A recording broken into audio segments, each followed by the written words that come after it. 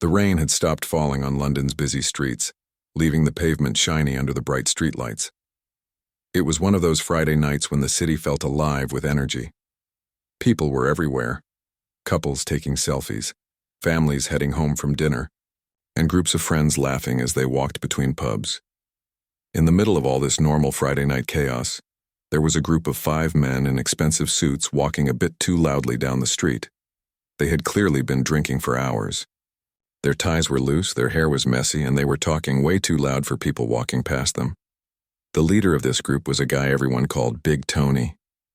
He wasn't actually that big, but he acted like he owned every room he walked into.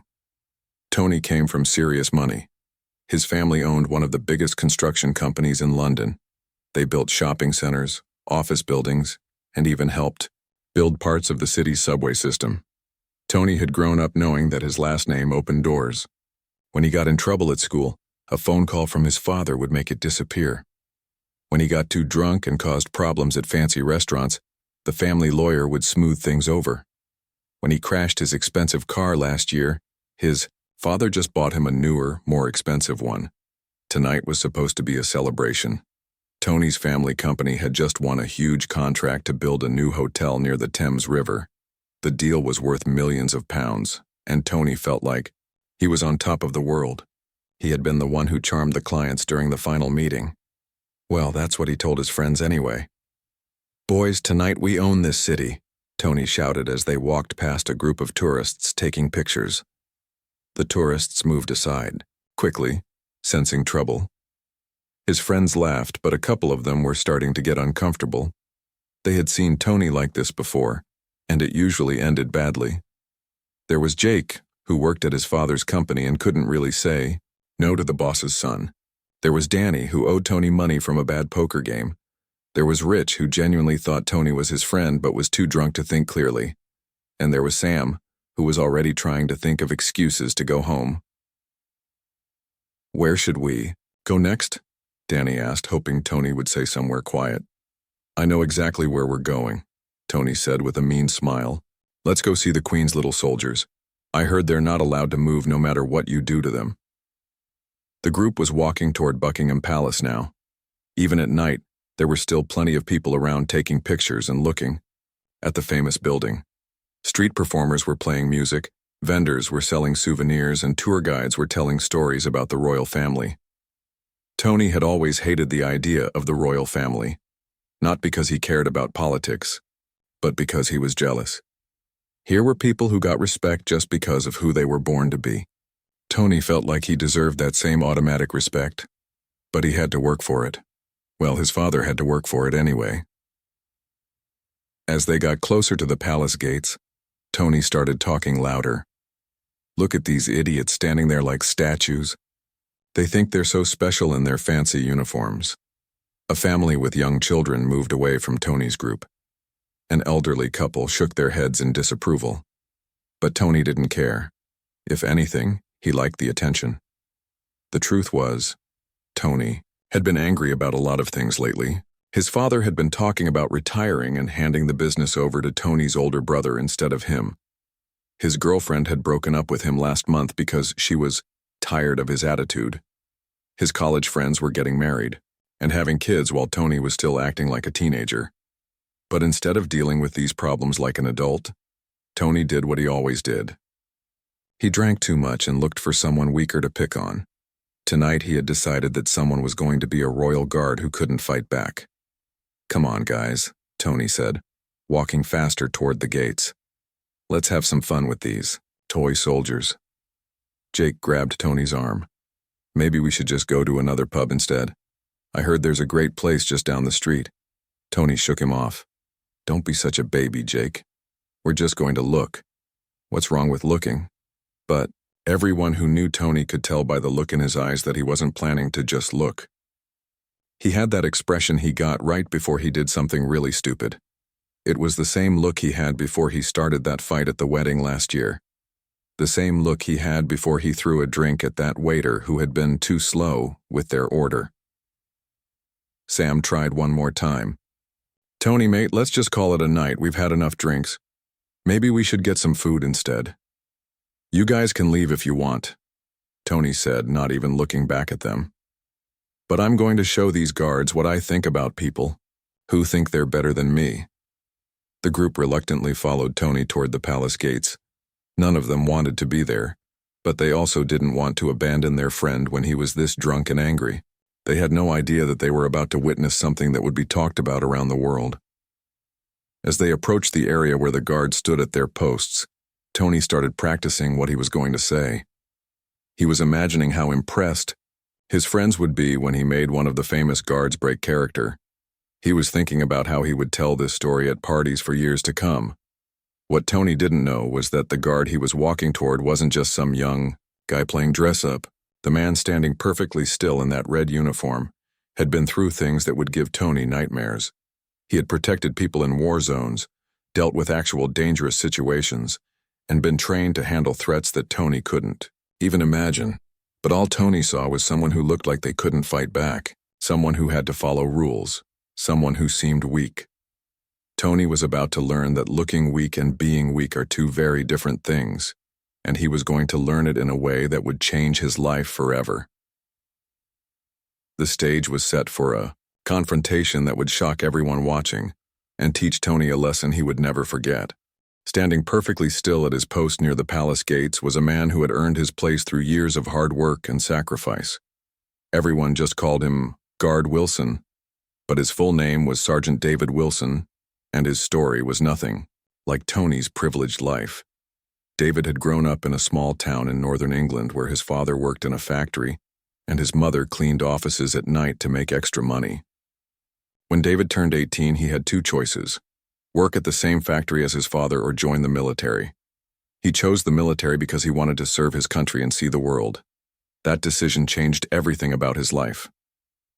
David spent 15 years in the British Army. He wasn't the biggest or strongest soldier, but he was the most disciplined.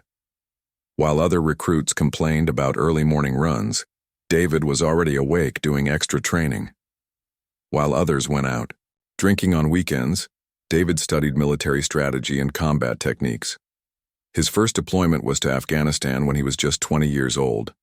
David saw things there that most people only see in movies. He learned what real danger looked like. He learned how to stay calm when bombs were exploding around him. He learned how to protect people even when he was scared. During his second tour, David's unit was attacked while they were helping to build a school in a small village. Enemy fighters came from 3 different directions and David's squad was outnumbered 2-1. But David kept his head cool. He organized the defense, called for backup, and made sure every single member of his unit got home safely. For that action, David received a medal for bravery. But he never talked about it. He didn't think he was a hero, he just thought he was doing his job. Over the years, David learned to read people very quickly.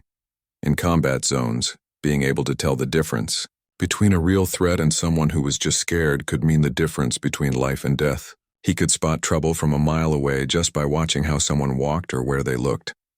When David finally left the army after 15 years, he wasn't sure what to do with his life. He had skills, but they were military skills. He knew how to lead soldiers, how to stay calm under pressure, and how to protect people. But he didn't know much about civilian jobs. That's when he heard about openings in the Queen's Guard. It wasn't the same as being in combat, but it was still about service. It was still about representing something bigger than yourself. It was still about discipline and honor.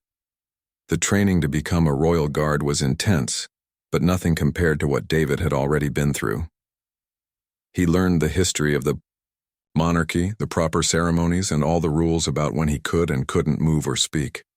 Most importantly, he learned that being a royal guard meant being a symbol of British tradition and strength. David had been working as a royal guard for 3 years now. He had stood through rain, snow, and blazing hot summer days. He had ignored rude tourists, crying babies, and drunk college students. He had dealt with protesters, photographers, and people who thought it was funny to try to make him laugh. Nothing bothered David anymore. Or so he thought. Tonight felt different, though. David had been standing at his post for about 2 hours when he noticed a group of well-dressed men walking toward the palace area. At first, they looked like any other group of friends having a night out. But as they got closer, David's military training kicked in. He could tell by their body language that they had been drinking heavily. He could see from the way they walked that they were looking for trouble, and he could sense from their loud voices and aggressive gestures that they were the kind of people who thought rules didn't apply to them. David had dealt with people like this before. Usually, they would make some jokes, take some pictures, and move on.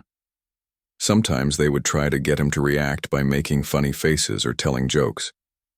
David had learned to block all of that out completely, but the man leading this group was different.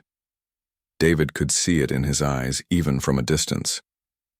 This wasn't someone who was just having fun. This was someone who was angry about something and looking for a target. David's military experience had taught him to assess threats quickly. The man approaching him was clearly drunk, obviously angry, and definitely looking for confrontation. Worse, he seemed to think that David couldn't or wouldn't fight back. People like that were dangerous because they felt invincible.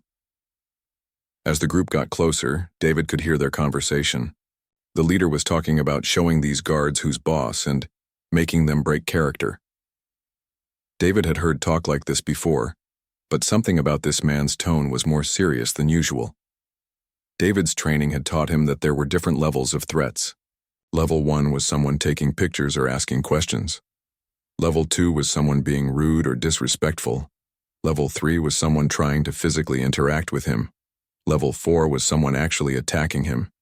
David was trained to handle all 4 levels, but he really hoped tonight would stay at level 1 or 2. Through his peripheral vision, David could see other guards at nearby posts. He could see tourists with their phones ready to take pictures. He could see police officers walking their regular patrol routes about 50 yards away. David also noticed something the drunk man probably didn't see. There were security cameras pointed at this exact area from multiple angles. Everything that was about to happen would be recorded in high definition. The group was now close enough that David could hear every word they were saying. The leader was clearly showing off for his friends, getting louder and more aggressive with each step. "Watch this, boys," the man said. "I'm going to make this toy soldier dance." David had heard threats like this hundreds of times, but his military instincts were telling him that this situation was different. This man wasn't just drunk and stupid. He was drunk, stupid, and genuinely angry about something else in his life. David knew from experience that angry drunk people were unpredictable. They might just yell and walk away, or they might do something really stupid that would change their lives forever.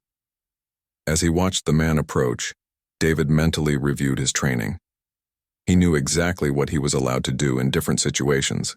He knew how to defend himself without using excessive force. He knew how to restrain someone without seriously hurting them.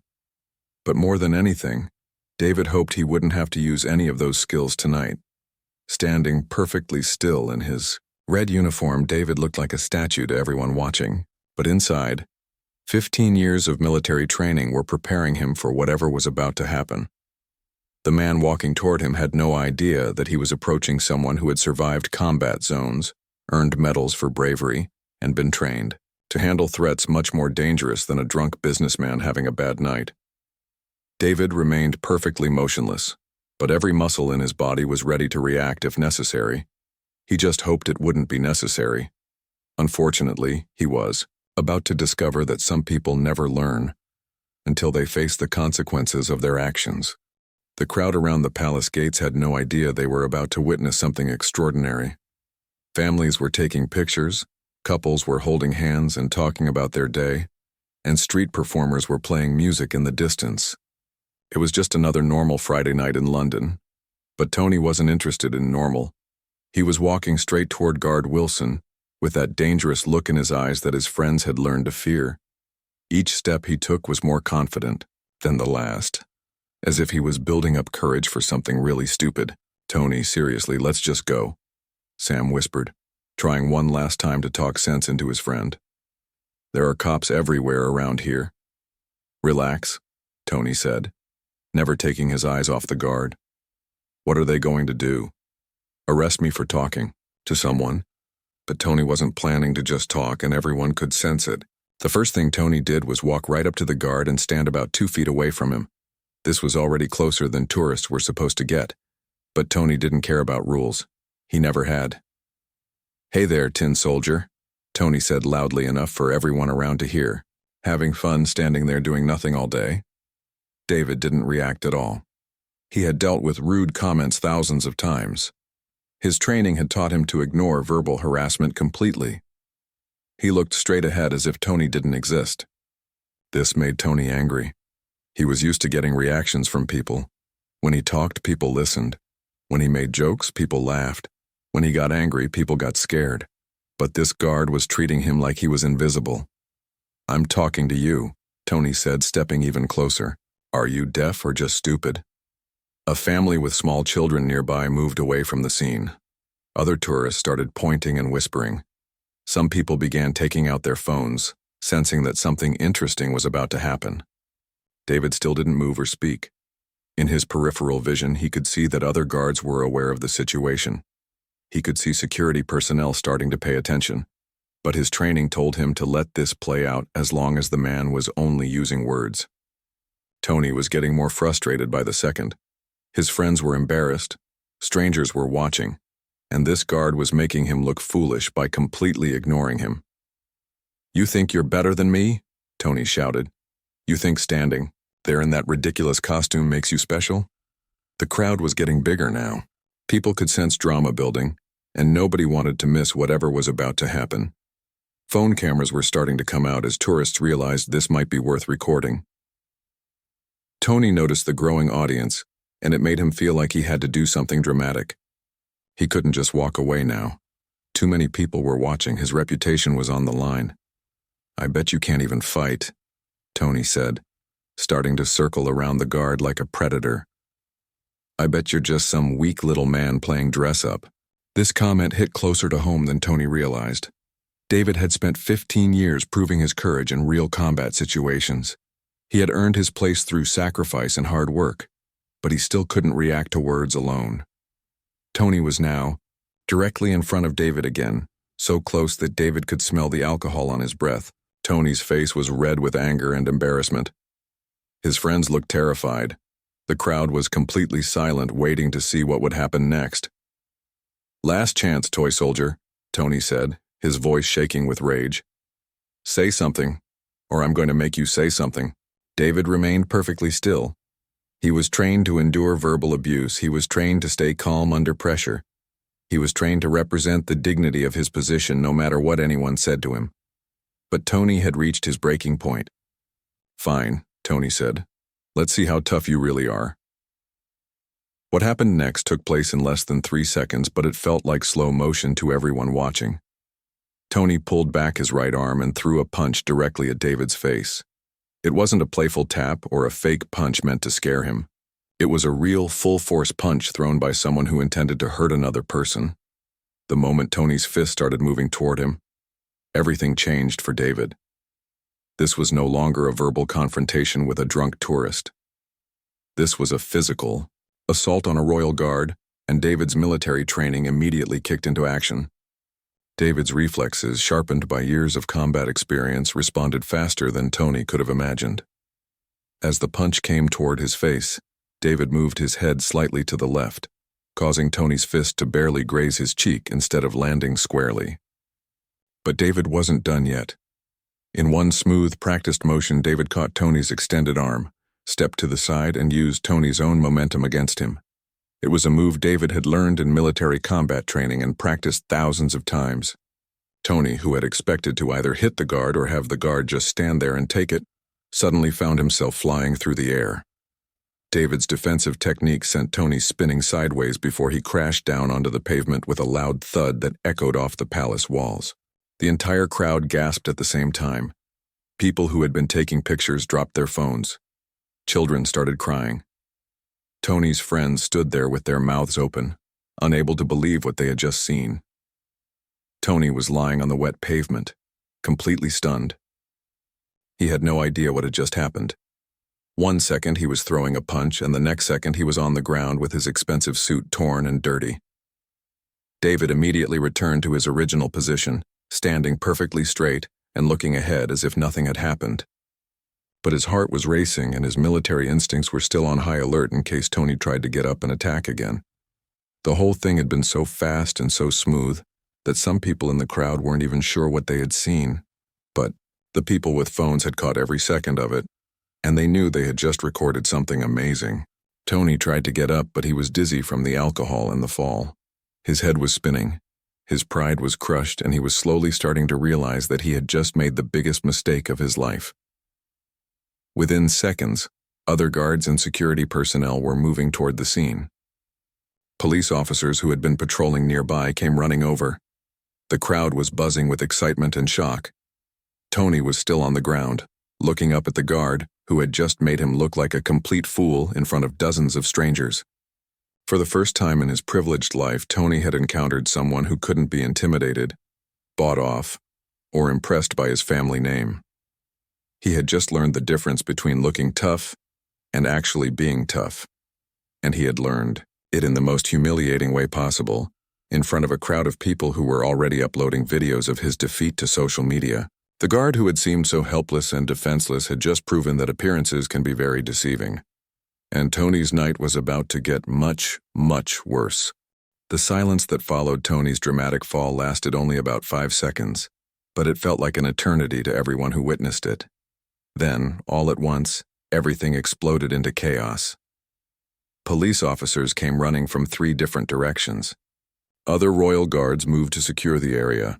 Security personnel started clearing space around the scene, and most importantly for Tony's future, at least 20 people in the crowd had recorded the entire incident on their phones.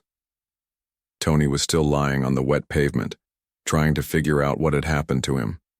His expensive suit was torn. At the knee his hair was a mess, and there was a scrape on his cheek from where he had hit the ground. But the damage to his pride was much worse than any physical injury.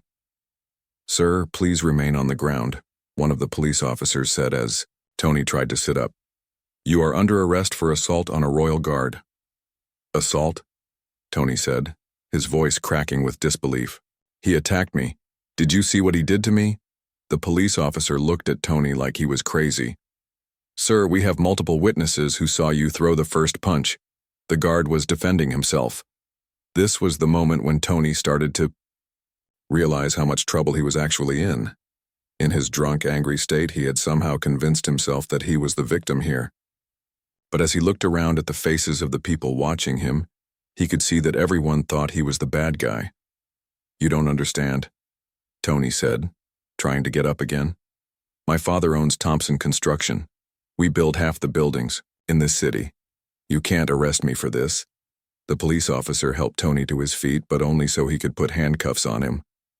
"Sir, you just assaulted a member of the Queen's Guard. I don't care if your father owns the whole city." While Tony was being arrested, something else was happening that he didn't even know about yet.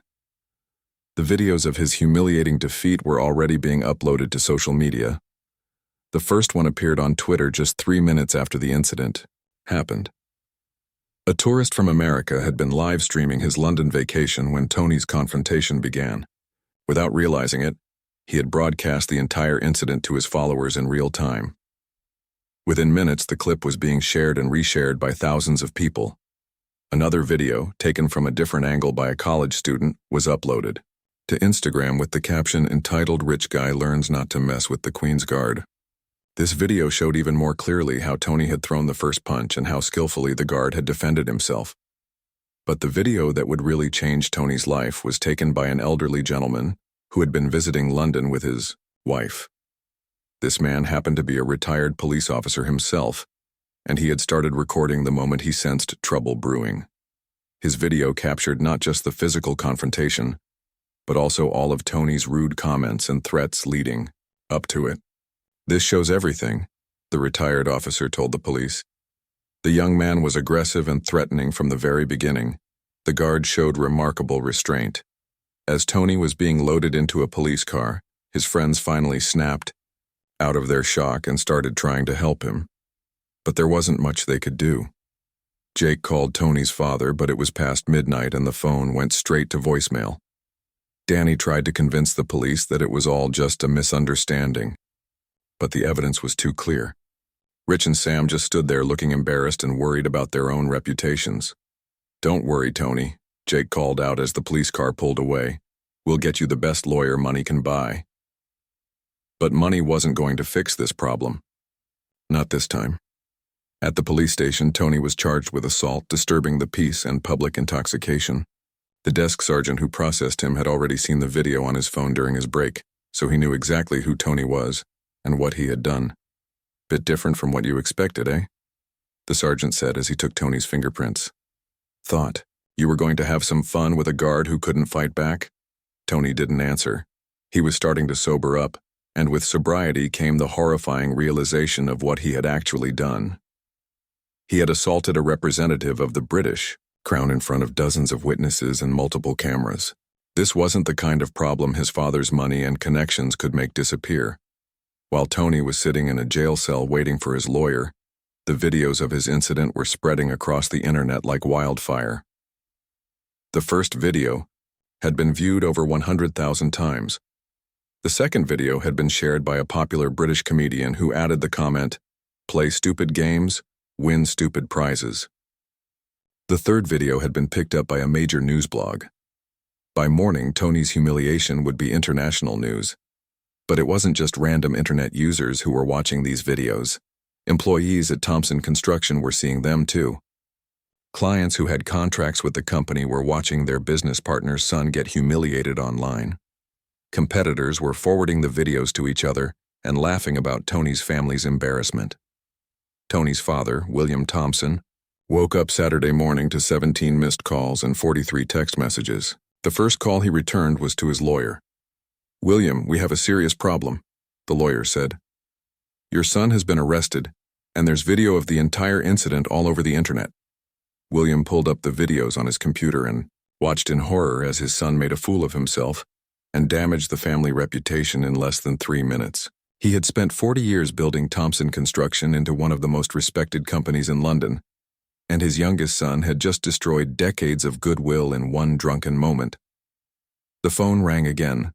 It was the CEO of Meridian Shopping Centers, one of Thompson Construction's biggest clients.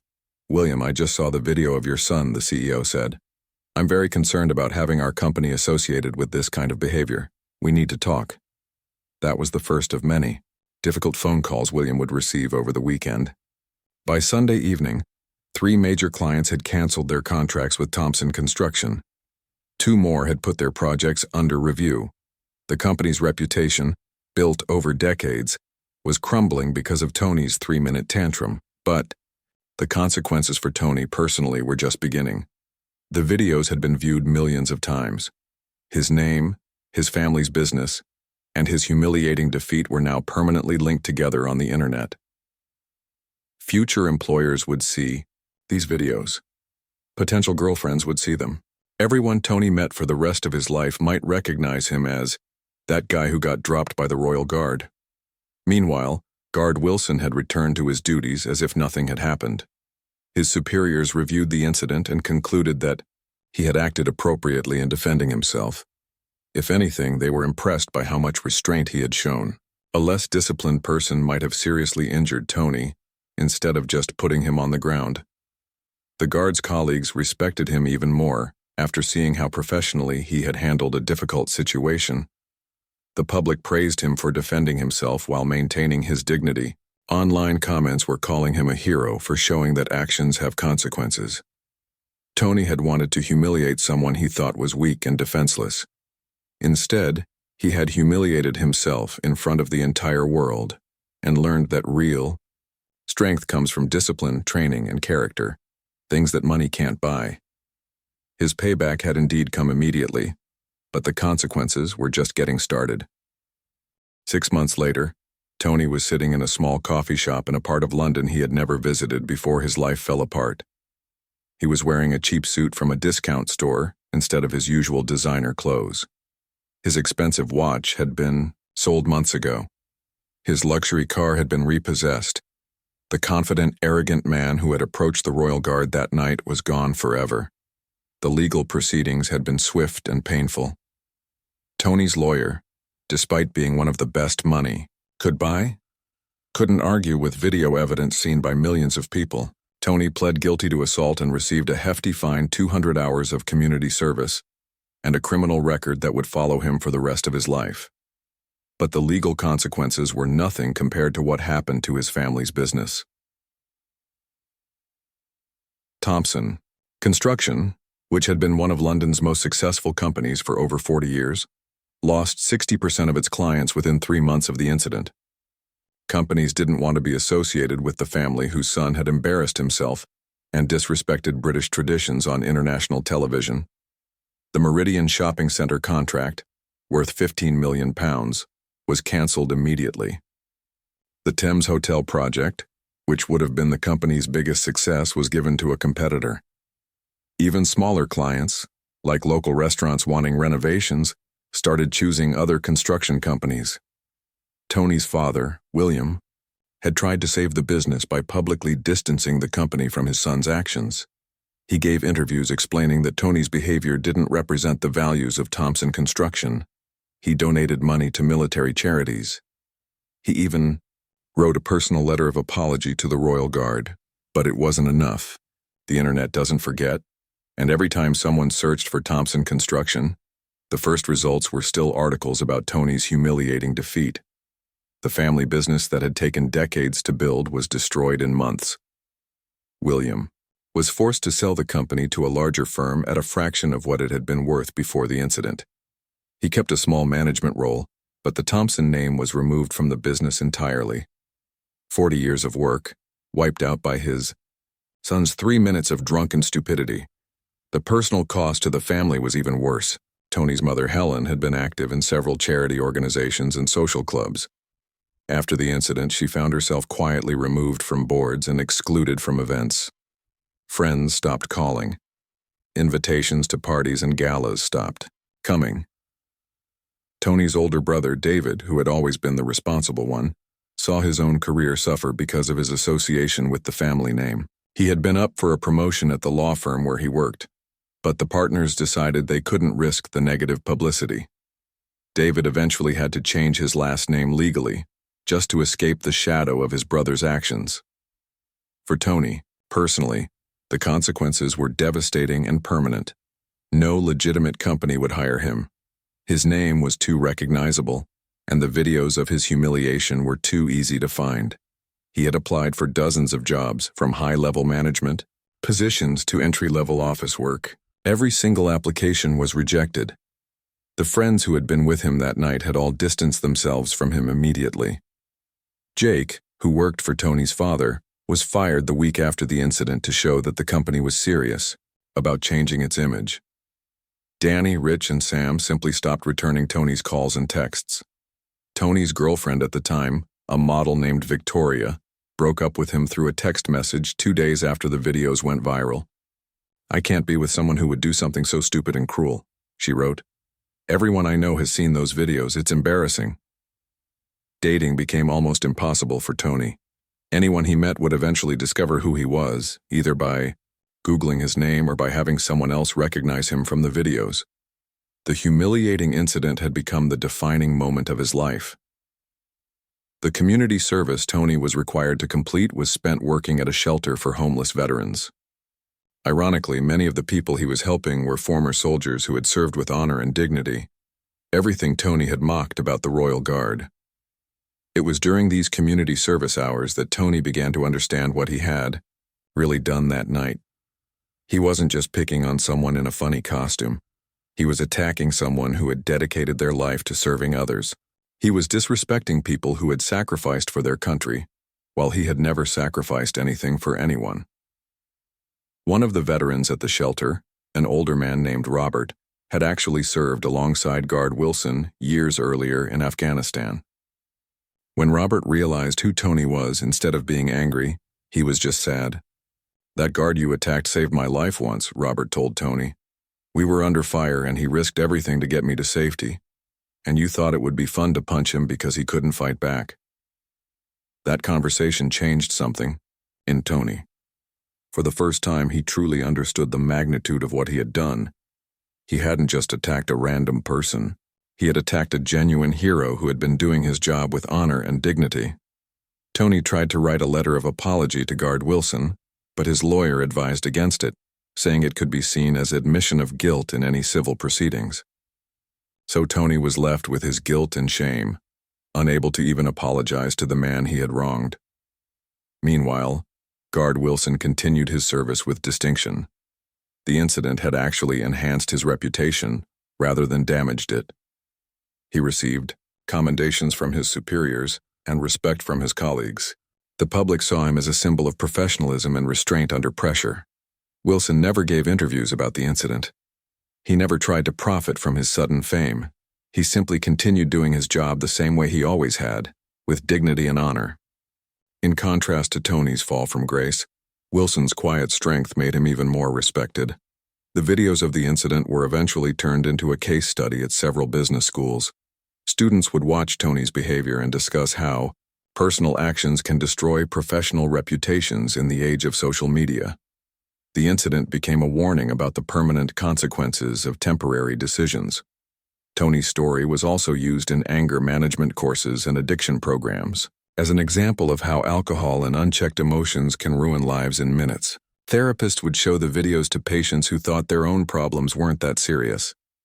As Tony sat in that coffee shop, working on applications for minimum wage jobs that would probably reject him anyway, he thought about how different his life could have been if he had just listened to his friends that night, if he had just gone home when Sam suggested it, if he had just walked away when Jake tried to stop him.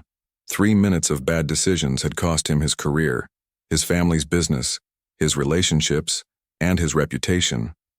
He had learned the hardest way possible that actions have consequences, and some consequences last forever. The royal guard he had tried to humiliate had gotten immediate justice, but for Tony, the real punishment wasn't the arrest or the fine or even the humiliation. The real punishment was having to live every day knowing that he had thrown away everything good in his life for 3 minutes of cruel stupidity. Sometimes, the biggest payback isn't what happens to you immediately. Sometimes it's what you have to live with for the rest of your life. Tony had wanted to prove he was tough by picking on someone who couldn't fight back. Instead, he had proven to the world that real toughness comes from discipline, honor, and service to others. Qualities he had never developed and now might never have the chance to learn. The guard had won more than just a physical confrontation that night. He had shown the world the difference between strength and bullying, between confidence and arrogance, between a real man and someone who just pretended to be one. And that lesson would echo far beyond one Friday night in London, serving as a reminder to millions of people that respect must be earned, character matters more than money, and some people should never be underestimated, especially those who have dedicated their lives to serving others.